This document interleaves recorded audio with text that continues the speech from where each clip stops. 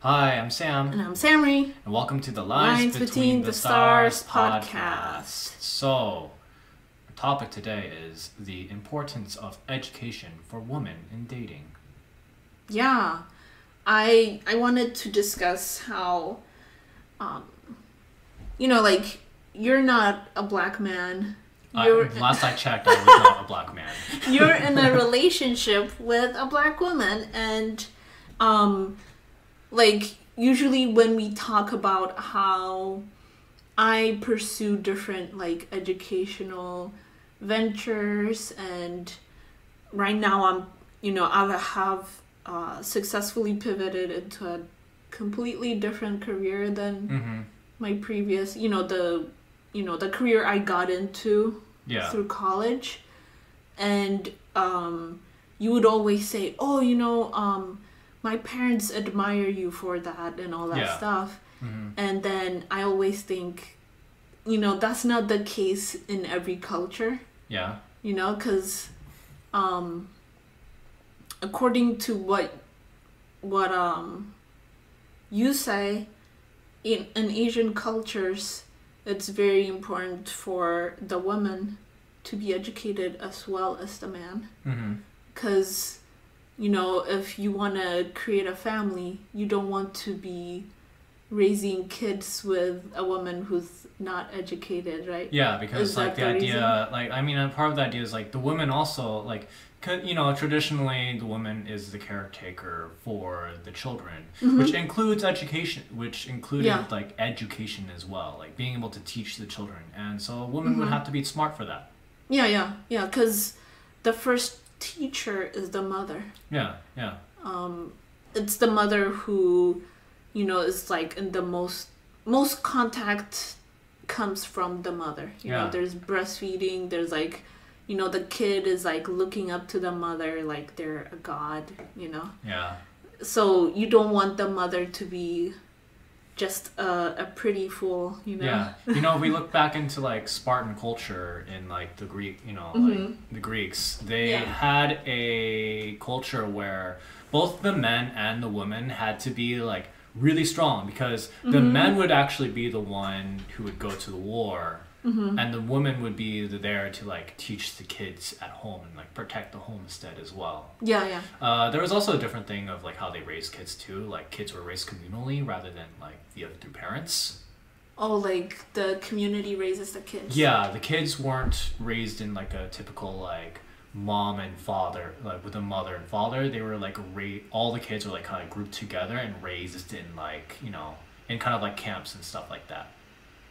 Interesting. So like they didn't have a sense of like who mom and dad were actually. Interesting, because that is kind of the idealized kind of environment for the black community in the US, Yeah. where they talk about, oh, in the good old days, if you did something wrong, your neighbors would find out and you'd get punished by the neighbor. Like your aunt would beat you before your parents find out, so you get punished by multiple adults, kind of thing. That sucks. Yeah, That's terrible. maybe it's obviously different in the Yeah. Spartan context, because Yeah. like it's like a whole like tribe or clans of Yeah. like different kids. They don't know who their parents are or something. Yeah, they didn't know who their parents were. Okay. Maybe they vaguely know, but like they just know that they are Spartan. Oh, okay. This is Sparta. This is Sparta. Yeah, it's an interesting culture. There were a bunch of weirdos. Yeah. Even back in like the Greece lands, like I think the idea of the Spartans, like most of the other Greek city states were like, yo, Spartans are kind of weird. Oh. Because it's so like different from like the other Greek cultures that were like Athens was like very much like, oh yes, like I'm a baker, there's the whole line in 300 where it's just like, what is your occupation? It's like, oh, I'm a baker. Oh, I'm a with like the militia and stuff like that. They're talking to the Athenian soldiers, and they're like, oh, what are you? I was like, oh, I'm a baker. I'm a librarian or something like like that. And then the guy, he's like, Spartans, what is your profession? And the whole crowd goes, whoa! You know, like, you know, so, which means like their occupation is Spartan. You know, they all, you know, their occupation is like, we are Spartan, we are like warrior, we are all like warriors. Oh. Okay. You know? So it's like this weird, like Spartans were weird. Like, you know, you think it's like, man, Spartans were weird. Toxic masculinity. Yeah. But really, like, they're actually the least, like, they were the least, like, with the differences between men and women in comparison to, like, back then, where, like, Athens treated women like dirt, you know? They didn't really exactly give, like, women's, like, that many rights, you know? Compared to Spartans, where Spartans actually gave, women's had rights in like Spartan. They were treated as very important into their culture, right? They were like, oh yeah, you guys, the women are there to teach our kids how to be badasses. Right? So yeah. So you can't see women as just like a vessel through which you have kids. And like, and then the women did the administrative work, for example, because you can't have like warriors and stuff without like, you know, people doing the background stuff of like managing the books and stuff like that. And it was like the women's role to do that. Okay, so they had to learn math. Yeah, like it's not science. like it's not like you know, they saw it as like inferior or anything. They're like, oh, that's like the woman's role, like the woman's role and stuff like that. While the men go out and like get killed in battle, right? So it is a little interesting. So while you do see like Spartans as like, oh man, they're like crazy psychos who like all they do is fight, but like there's other aspects of their culture which is like interesting when you dig down to it. Interesting, yeah. But yeah, coming to education and women. Yeah. So the reason why I wanted to talk about this is because I wanted to, you know, like highlight how different cultures view the role of women in different ways. Yeah. And I want to tell Black women that it's not the same everywhere. Like, you're not going to be asked to be dumb so that you can like soothe the egos of men. Yeah. Right? I think also like when I dated, like the first thing my parents ask about who I'm dating is like, oh, what do they do and like what's their education, you know? Like what's their education level? And it's kind of like, at least in my family, is like education is like the most important thing, you know? And I think that's the case for a lot of like Asian families too, right? Like I think it's like, oh, what school did they, I mean, in the opposite spectrum of like how this can be a bad thing, it's like, oh, what school did they go to? If they haven't graduated from Harvard, they're not worthy of the family, you know? That's like the opposite side of the spectrum, where it's kind of used to like gatekeep people out of the family. Oh, okay. You know? So it's an elitist kind of... Yeah, it can be kind of like an elitist sort of thing too, right? So it's not... It can, like, that's like just the opposite side of the spectrum, right? Where it's just like, yeah, being educated is good, but like it also comes with the caveat of like, there is that elitism that comes with that too, right? And looking down on people who aren't educated, like traditionally, for example. Okay. Yeah, because you don't have to go to college to be successful. Yeah, you don't. You know, at least from my experience, I can tell you that, like, I mean, I'm super glad that I didn't get student loans. Yeah. We are in the weird, like, as millennials, we're in the weird position of being able to have gone to school and not having any student loans. Yeah. Both of us. Yeah. Which is why we both, like, were able to, like, get houses and stuff like that, because we're like, oh, well, we don't have any debts, so we can get into debt within here and be fine, right? Yeah.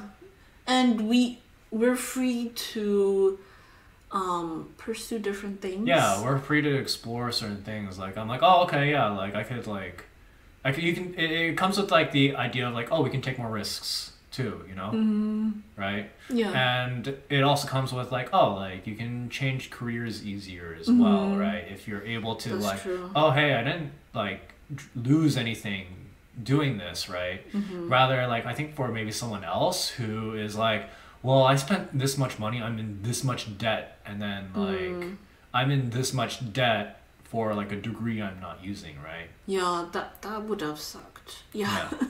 I mean, like, And that actually is what causes a lot of like burnout for people in our generation, right? In like the millennial generation, especially during like the 2008 economic crash, where a lot of people were raised with the idea of like, oh, as long as you go to school, yeah. and you can get a good job, right? But with the economic crash, those jobs didn't exist. Yeah. And that affected like the economic, like, you know, the economics of the world, but for like 10 years, Yeah. Yeah. you know? And it's only now until like, you know, we've seen some like recovery from that, right? But for a lot, but people went into like the workforce with like in debt, with no future prospective jobs out there in the market. And, I mean, with yeah. with what's going on now, it's like another. It's another, yeah, like, here's the thing, it's like, yeah, the economy is not doing so hot again. Yeah. Yeah. It is a weird time right now. It is a very weird time. It's not, because there's companies now that are begging people to come back. Yeah. You know, because there was the great resignation. Yeah. Which I was a part of. Yeah. I didn't know that a lot of people were resigning During the time of, but I was like, this is the perfect time to resign, because I put in my resignation like a few days before I got married. Yeah. And then I took off like a week and a half after I got married. And it was a nice way to end that career. Yeah. Because I had spent a lot of time just wishing that, okay, not wishing, but like I was actively working to be promoted. Yeah. But it was super clear that I was not going to. But yeah, I used to work for the government. Yeah, for the government. Yeah. And like, I thought, like, I had this like ideal thinking that government work is like the most equal I would feel, because like 40% of African Americans work for the government. Yeah. And so it's pretty diverse, because a lot of government jobs are fed from the military, which is pretty diverse and all that stuff. Yeah. But then once you get into it, especially if you're not in DC area, then if you're black, you're not going to be successful. Yeah. Like, maybe because like people tend to be, at least in Seattle, they tend to be pretty tribal. Yeah. So like, if you're white, then you should like, if you have a white supervisor, then they will promote you. If you're Asian and you have an Asian supervisor, they'll promote you. And I've worked at like a lot of different tech companies. I'm always just thinking, I don't know, this seems pretty like diverse in my case. Like, yeah, there is the case of like, you know, a lot of like white individuals, but there's like a lot of like Indian, a lot of black, like, you know, a lot of black individuals, Asian, like a very diverse set. And, you know, like there are, for certain companies around the area, they do make an attempt to hire diverse, right? It's more like you're more likely to get hired, even like that's I've heard people complain about like people get hired when they have less qualifications because they're like, you know, they're like black, LGBTQ, stuff like that. Affirmative action. Yeah, like affirmative action, but you know, like, you know, it adds more diversity, right? It was good. It is something that I explored in one of my videos on YouTube about affirmative action and imposter syndrome. Yeah, imposter syndrome is definitely like a thing that, like, you know what, I think a lot of people suffer from imposter syndrome, you know? Like, I suffer from imposter syndrome, and then, you know, like, and I always say, like, you know, to people who are suffering, just say to yourself, I deserve what I have right now. I got to this point, right? Yeah, yeah. You should think of it as it's something that everyone feels, Yeah. not only you, so you're not alone. And also, imposter syndrome comes with because of the whole like this thinking that people who are in some kind of position deserve it because of merit. Yeah. Although things are like way more complicated. Yeah, like honestly, like luck has a high degree of like of everything too, you know? Luck and connections. Yeah, luck, connections, and like merit. Merit, you still need merit, right? In the end of the day, like you're doing work, right? Mm-hmm. But like luck and connections helps you like open the door, get your foot in the door, right? Yeah. You know, like the luck is all about will the door actually open for me? So I wanted to bring another topic when you mentioned how people keep getting like the whole saga of going into college, everyone telling you if you get educated you'll be successful, coming out with a lot of debt. Mm-hmm. And then the debt, preventing you from like pursuing different things. Yeah. Sometimes even preventing people from getting married, because like Mm-hmm. you have to ask yourself when you're dating, Will is the my other person are they in debt? Because Yeah. like we had a whole thing of like looking at our assets and stuff, but like there's prenups are also there so that the other person isn't saddled with the Yeah. same debt that you have. Because here's the thing, that student debt is like probably the most evil of all debts that you can get into.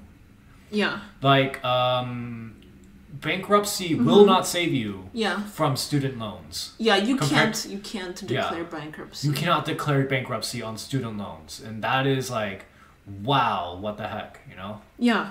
Because there was recently an article by an NYU professor. I don't know if you've heard of the story, but he was saying on CNN that there's a lot more men who are not going to college. Yeah. And he was hypothesizing that it would create a big problem in society because of men not being educated, just staying home playing video games. Yeah. But like, there's also like and here's the thing, like it's so hard to do like, like what like if you were to go to education and you got a whole bunch of debt and you end up at a minimum wage, like, you do you get a job at like Walmart or something like that, right? You could get that job without going to college and being in debt. Yeah. So the way you're looking at it is like it's not that serious. Like you don't need to go and get a college education. I think there is like, I feel like you don't need to get a 4-year college degree. I think like I'm a proponent of like 2-year college degree, like a 2-year college degrees, or maybe it's just like in job training, right? Certification. Like certifications and stuff like that, right? Technical trainings and stuff. Technical training Yeah. and stuff like that. And the office job isn't the only job out there, right? I will say that like there are trade jobs, like welding and stuff like that, but like you do like there's like the popular sayings like, oh, you can go get a trade, right? Yeah. But also do be aware that like, that trade work is actually backbreaking work. Like when they say something is backbreaking, they're not kidding, right? Being a plumber or an electrician is very detrimental to the body, right? Oh, okay. Because you're like either like slouching forward, bending down, doing a lot of work and stuff like that. Construction, welding, where like your eyes are subset to like lots of like really bright sparks and like fumes coming around the area. Like all that stuff is actually like, it is back-breaking work. It's like very hard. It's very hard. Yeah. Do you think that's why a lot of men are just like not interested in going to college? Yeah, I think so, right? Like especially if there is work for the, like there's construction, right? or Yeah. especially if they're younger too. Like especially if they're younger as well. And another thing too that I feel like the colleges do, which is maybe not good, is they don't teach people like that there are degrees that have a harder time finding a job. Or they make it very unclear, like they sell it so like, oh no, there are plenty of jobs, and they'll give you a list of jobs, right? Say like if you're going into archaeology, right? Because archaeology is a fascinating subject, like history, stuff like that. And then they're like, oh hey, look at all they give you a big giant list of like jobs that are like, oh hey, these are all the different types of jobs you could have from this degree. But they don't mention that like usually those jobs require a PhD or like connections within that field. I'm not saying that it's impossible to get those jobs. It's just really hard if you're not already well connected. Right? And someone who just gets like their bachelor's of science or arts in like a degree, right, 4-year degree, is like they're not going to get those jobs. No. Because they gotta compete with the people who got the PhDs or masters. Yep. And it's just, and usually a lot of those positions are like any position that has advisor in the position. Like one example is like environmental advisor, right, for a company. Oh, okay. Those jobs, those companies usually only need one of those, versus like if you're like an engineer, you kind of usually need multiple engineers, right? Or multiple accountants and stuff like that. Right. Or scientists, you need multiple scientists to collaborate with each other. So that is like one thing you see all these jobs, but it's like, okay, how many of these jobs do companies actually need? It's just like a handful. Of those graduates would actually like work in that field. And I remember I had a roommate who that I was like staying with, and she said like she was like a senior, right? And we were just talking about it, and she just kind of had this dead look in her eye, and she's like, I went into creative writing. I'm gonna be a fucking barista for the rest of my life. Oh.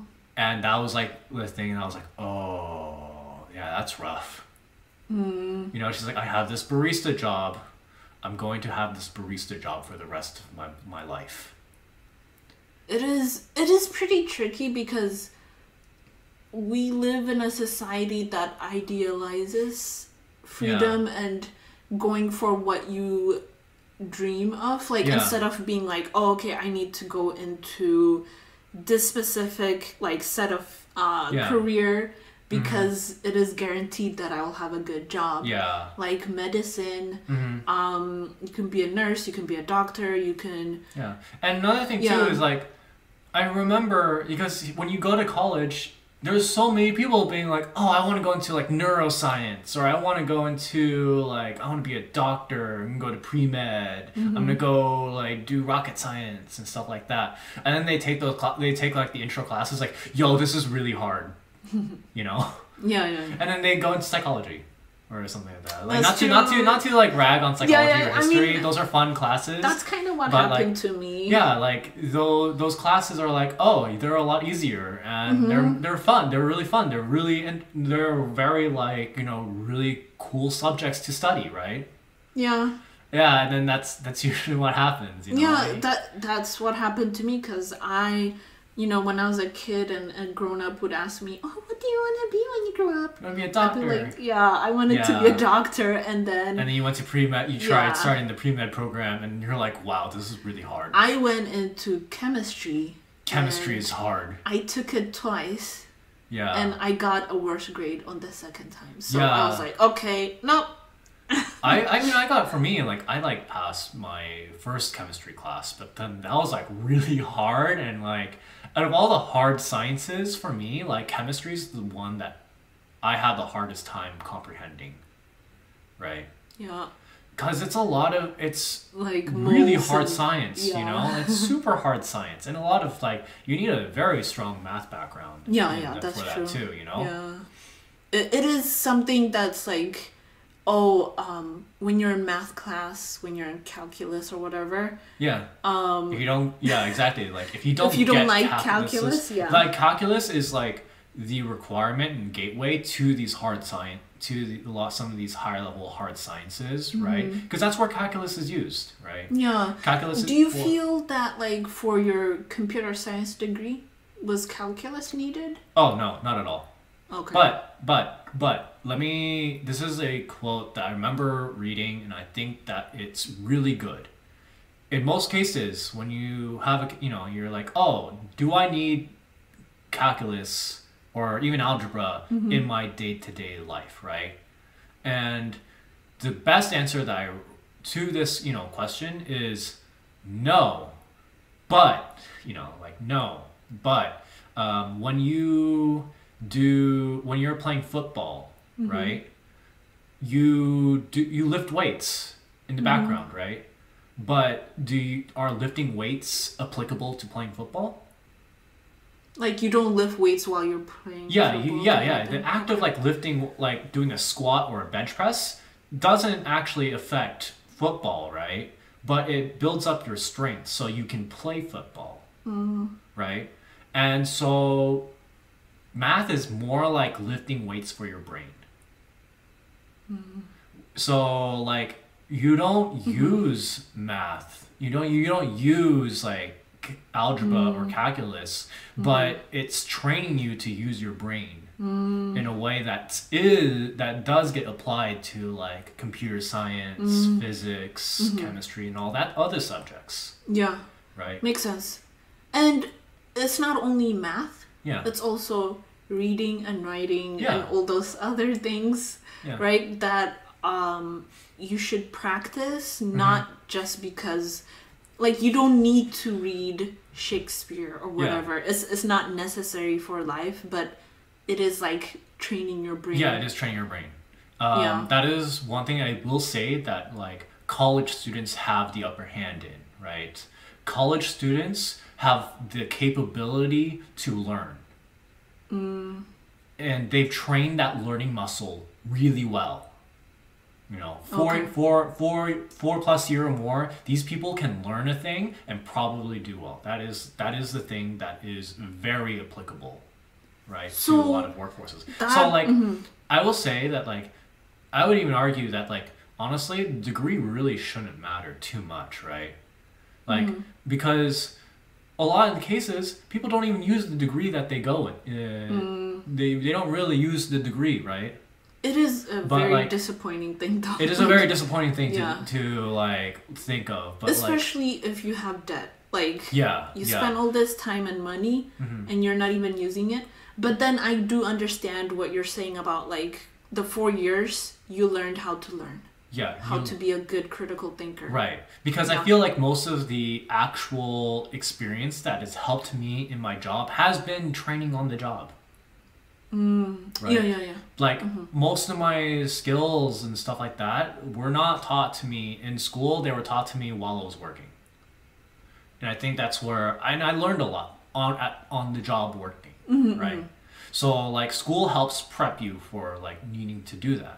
Yeah, because that's a good transition to my other topic I wanted to talk about, because I just finished my first week on my tech job that I just got.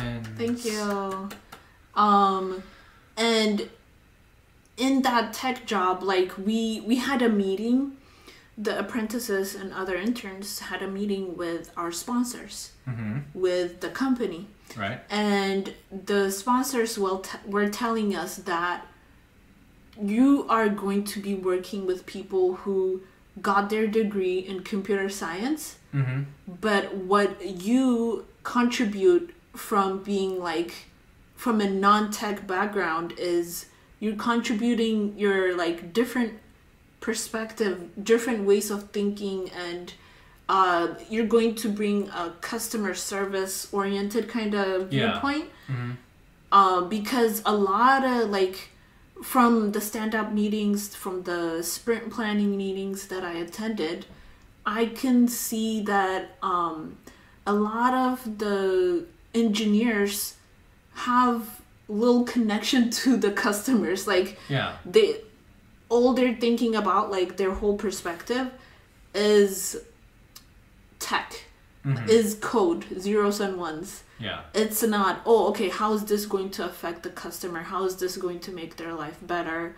How is this going to, like, make the world better? I don't know. Like, they have a whole different perspective. So you, as, like, someone who's changing careers, they understand that we're going to have a lot of imposter syndrome because we just went to a certificate program to get to, like, learn you know, JavaScript, HTML, CSS, all that stuff in, like, really short amount of time, versus people who learned about, like, the history of you know, computers. And I will say that like coming in, it is going to be hard, you know, especially interacting with those sorts of people, because there is, like, that sort of, like, elitism of, like, having, like, the, you know, the background and stuff like that, right?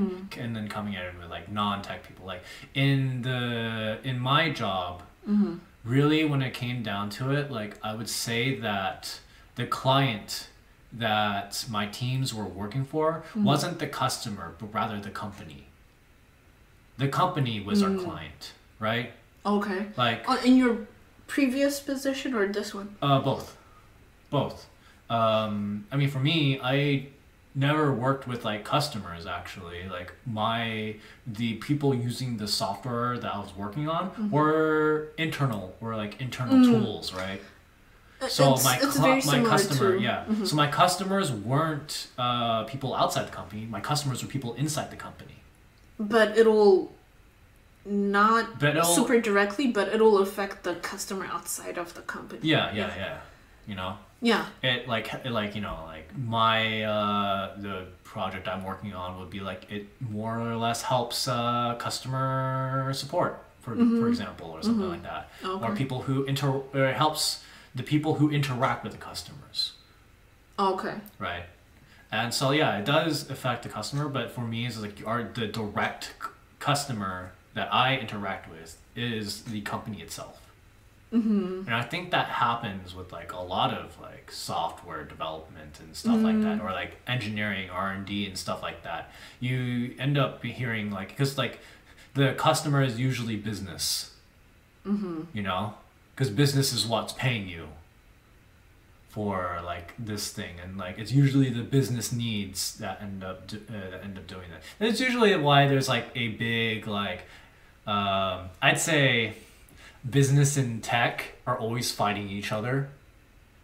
Meaning, like, business is like, oh, these are the needs we need, and then, like, the tech side is like, that is actually impossible. Right? Oh, like the thing we talked about yesterday. Yeah, I think we talked about this yesterday. It was just like, you know, sometimes we're like, oh, make this like Amazon or Facebook. And then, like, if you were like, okay, if you want us to, like, not do anything else for, like, a year, you know, to develop something like this, right? It's like, I hope you guys willing to drop down, like, the millions of dollars needed for new servers and stuff like that, you know. So it's like, you know, like, a lot of these business needs are done, like, in ignorance of the technical limitations and, you know, stuff like that. But they're like, oh, like, why can't you do it? You know, why can't you do it? It seems so simple, right? Yeah, it's just a button. Yeah, right? That's true. Yeah, it is. I had a mentor for, you know, tech, and he was telling me how, you know, like, the whole, you know, the thing you talked about, the whole business versus tech, but then he told me you should try to assuage, like, make the business people happy. Yeah. You know, you have like, to make them happy because they're the ones who pay you. Yeah, they're the ones who pay you. So you gotta make them happy. They're the ones who, like, drive the direction of the company. It's not the tech people who do that. Yeah, I will say though, like, I am very in high respect of, like, the bosses or, like, the leads, the technical leads that stand up to business and, like, tell them straight, you know. I have very high respect for the individuals who do that are above my pay rate and, like, shield me from that a little bit, you know. I'm very respectful of, like, my bosses who do that. Yeah. Rather than like bosses who like kowtow and do like that. And just okay. like, oh no, I guess my workload is increasing, or like my, like, or like, guess I'm dropping everything for this thing that business needs.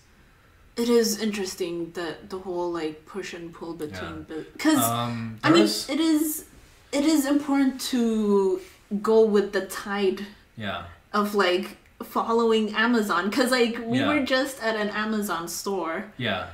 Grocery store, and it looks pretty cool. It looks pretty cool, creepy as hell, but like cool, you know. Because they want to like take palm whatever. Yeah, palm readings are like, oh, you can attach your palm prints to your Amazon card and pay with your palm prints. And I'm like, oh man, they don't even need chips anymore.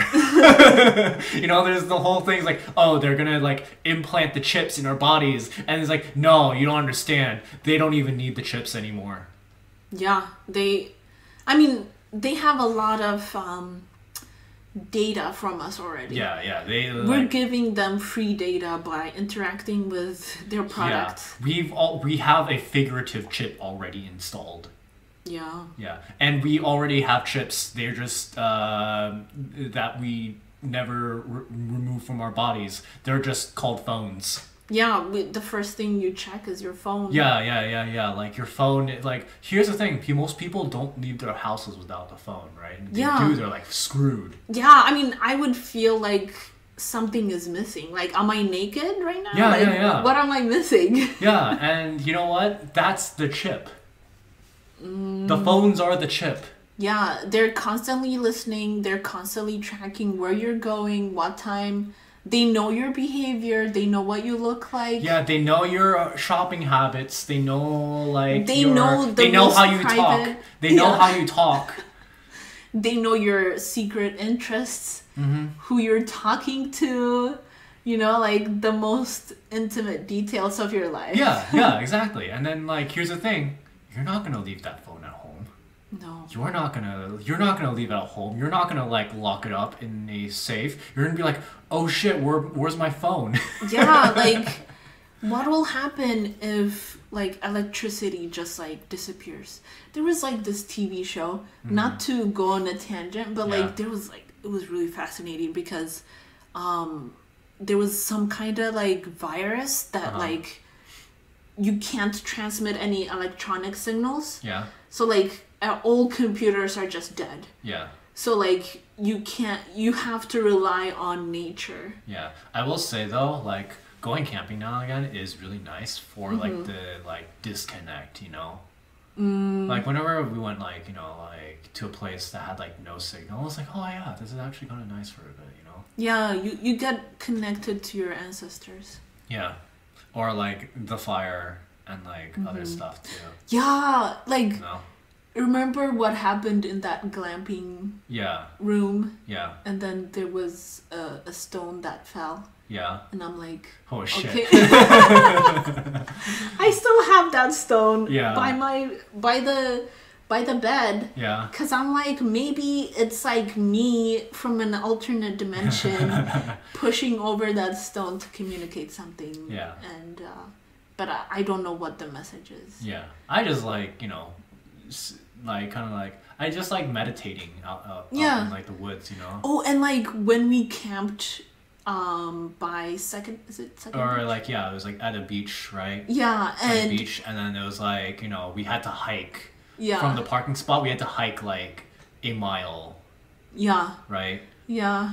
And down to the beach. It was so nice. It was really nice. Yeah. Yeah, and like looking up in the stars, no lights, no like technology, and no connection to Wi-Fi or whatever. Yeah. So you kind of have to like talk to everyone, like to your neighbors. I will say, that like carrying everything was exhausting. Yeah, I'm sure. Yeah, because like you were like, shoot, I didn't know, you know, because I mean, my friend did tell us like, okay, you're gonna have to like hike, but I didn't know it would be like down like a steep slope. Yeah. You know, like my imagining was like, you brought okay, like a like little like wheel like suitcase little thing, you know. yeah, And I'm like, oh god, I gotta carry this. yeah. Because Your face was like, you had a hard time carrying like you know Mm-hmm. like dragging it because like the you know there's no like the trail's uneven, you know. yeah. So I'm like, and you have a hard time actually like lifting it up and like carrying it over, you know, like carrying it over, right? Yeah. And I'm like, okay, let me carry it.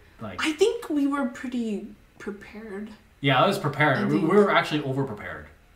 Because I have the tendency to like over prepare for like camping trips, right? I usually bring like an excess amount of water and like stuff. So like overall, we had everything we needed. Yeah, Right. yeah. We had everything we needed. It's just like carrying it was like And there was thing. also a store, like a little ways out. Yeah. You can buy Yeah. more. yeah, camping but like stuff. we didn't really need it that much. We stopped by to get bear canisters, Yeah. right? But like overall, like when we got the perfect amount of bear canisters, like I was like, okay, let me get 2 of these, you know. Yeah. Let me get 2 of these. Dang. You know what I was just thinking? Mm-hmm. Like, I'm glad I was not on my period. Yeah. Oh gosh, I got so constipated Yeah, you did. because I didn't want to use the restroom. Yeah, you didn't want to go because there was like a hole in the ground It restroom. smelled so bad. Oh Yeah. my gosh. Yeah, and then that was like the first time you've like actually needed to like use the bathroom in like In the in woods. the woods, you know? Yeah, just like dig a hole and just like Yeah. do your thing. Yeah, Cover I had it. to do that too. Like I had to do that too, which I was like, oh damn, I don't need to do this like actually ever. Yeah, that was pretty disgusting because like there's this whole section that like everyone pees and poops in. Yeah, it was gross. Oh god. And like I saw a lot of poops and stuff and I'm like, ugh. Yeah, I was like, well, no one else is like gotta do it here because like you know. It was pretty cool because like we were like, I don't know, like pretty adventurous and we were like interacting with other campers and Yeah. there was a fire and I was tending the fire and the fire was like, and I was winning all the games. Yeah, we were yeah. playing a game. Yeah, that was fun. Yeah. Yeah, I let's see. I think, and I enjoy just like being out there. There's a big comfort in like, in my opinion, eating something really warm in a really cold like spot. You know, right? Yeah. And then like I was like a hero because like I brought spices with me. Okay. You know, like it's kind of like Sam brought like spices that like we can use for like Yeah. summer meals. So we can have a little like curry flavor in our like food in our Yeah. foods, which is like, you know, it's kind of like, oh, it's like one of the things you don't think about bringing, but like, oh, when you have it, it's like, oh, this is really nice. Yeah. And my friend and her partner Yeah, had really like, they were really good with like making different foods yeah, and they Yeah. shared food with us. yeah. and I'm like, Because "Oh, I thank mean, you." here's the thing, I shared the spices with them. I shared okay. spices with them, so they felt that it's just like they just used it. So they're like, oh, here you go, you know. Oh, okay. And here's the thing too, when you're camping, and I feel, and this is the case of like when you camp at like non-camp spots, you know, like if you go camping like that, most campers are really nice to each other. Oh, okay, Yeah. because you have to rely on your neighbor. Yeah, like you end up relying on your neighbor a lot. There was a story that I went to, I mean, I did go to a camp spot, but it was during the fall, winter. Okay. Right? And we had firewood, but we didn't have any starters. And so we were trying to like start this firewood out, like, and we were having so much trouble. And one of the other campers was like, hey, you guys want some wood chips? And I were like, yes, please. Thank you very much. And we had a fire that night. You know? And it's kind of like an experience where I'm like, I wouldn't get this at this campsite if it was summer.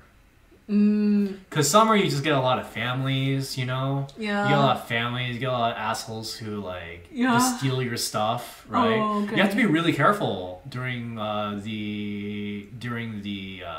like, main season, during the summer season, because people are, like, jerks. These are the people who don't go camping regularly, right?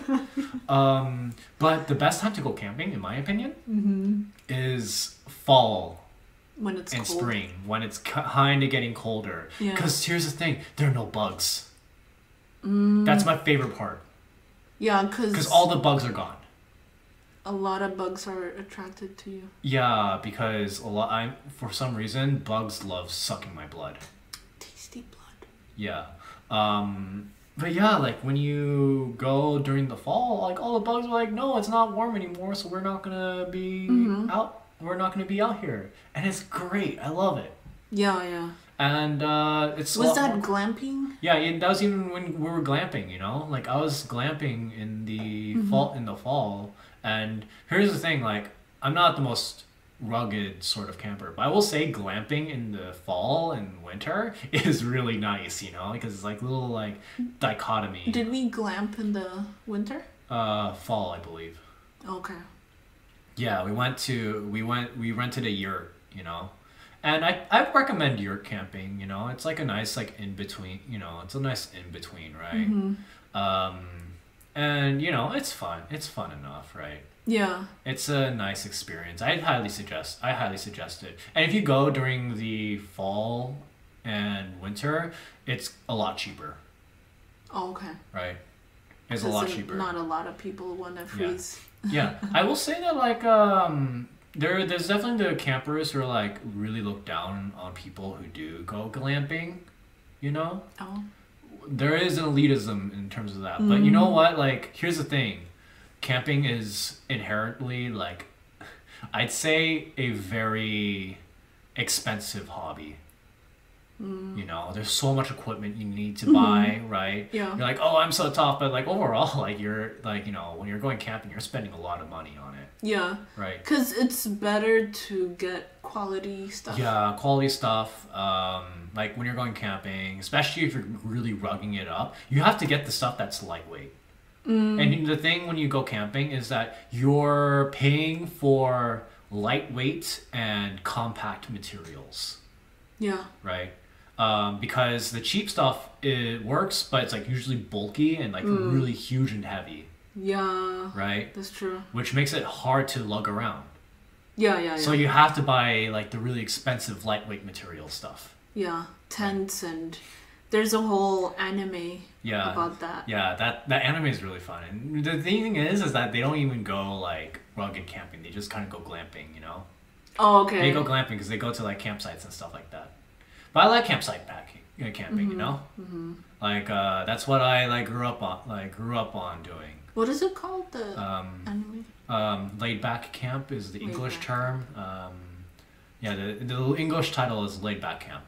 It's fun. It's a nice thing. Pretty chill. It's chill. It's very comfy. Yeah. Right. And it like definitely like gets you thinking like, man, I want to go camping.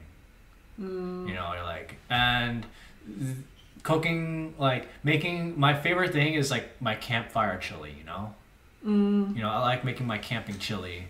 Yeah, which is it's like, delicious. Yeah, and you know what? It's just canned tomatoes with canned beans. Some spices. Mixed in a cast iron pot, you know, like, or not even noodles. Yeah, or like noodles, like instant noodles taste so much better in the cold. When you're camping, like it's kind of a weird thing where like normally I don't like the cheap like cup noodles that you get from the grocery store.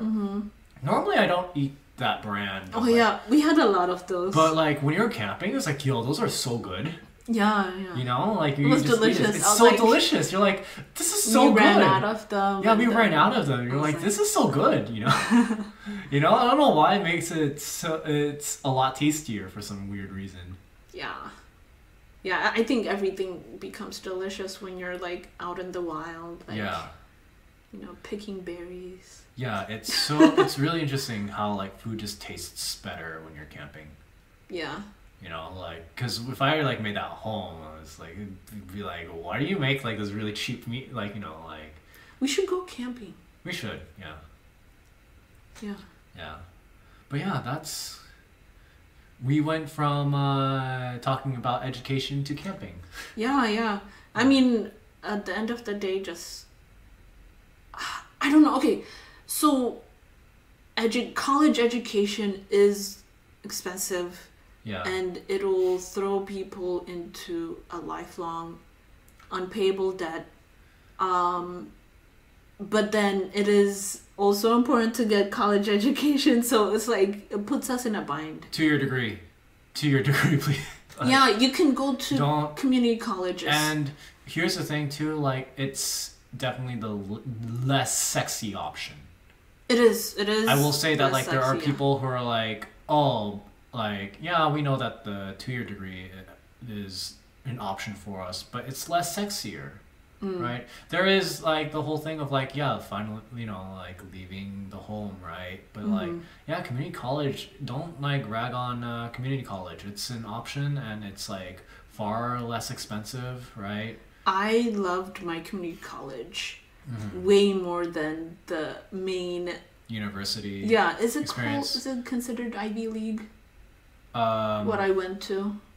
I don't think you went to Ivy League. Okay, but it is pretty a big named kind of college that like everyone is impressed by. But I completely enjoyed my community college because all my friends that I made is from community college. Yeah. And I'm in touch with them, and I also got a lot of like friends who are from like different countries, like a lot of foreign students, and yeah, it was just enjoyable. Like it was my first time getting a job, my first time getting involved in politics. Yeah.